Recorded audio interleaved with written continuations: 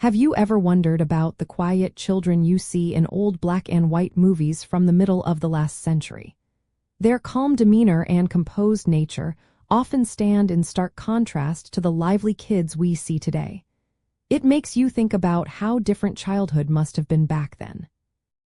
When it comes to emotional expression for children in the 1950s, the short answer is generally no. It was not encouraged in the way we understand it today. Children were often expected to be resilient, polite, and to keep strong emotions like anger or sadness contained. This approach stemmed from several key societal factors following World War II. There was a strong desire for stability and conformity, which translated into a parenting style that valued order and discipline. Influential psychological theories of the time, such as behaviorism, focused more on observable actions and responses rather than exploring deep emotional states. Boys were particularly steered towards stoicism, taught to be strong and not to cry, while girls were often encouraged to be pleasant and agreeable.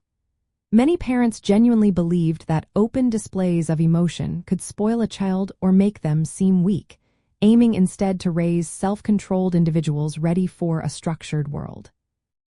Understanding this historical context helps us interpret family stories from that era and appreciate the quiet strength many people developed.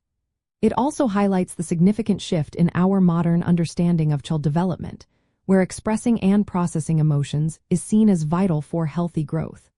So, if you hear a story about a very proper 1950s child, you will know the cultural expectations that likely shaped their early years. It is interesting to note that this period heavily influenced the so-called silent generation, whose members often learned to internalize their feelings and prioritize group harmony. Even Dr. Benjamin Spock, whose widely read Baby and Child Care book guided millions of parents, initially emphasized routines and discipline, though his later editions incorporated more understanding of emotional needs. The unspoken rule that children should be seen and not heard truly captured the prevailing sentiment of the times.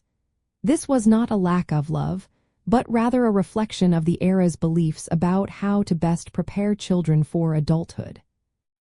By looking back at these 1950s parenting trends, we gain a clearer picture of how societal values profoundly shape family dynamics. It helps us appreciate how far our understanding of emotional intelligence has come, emphasizing the journey from a culture of emotional restraint to one that increasingly values open communication and empathy in children. This journey shows us the ever-evolving nature of what it means to foster happy and well-adjusted individuals.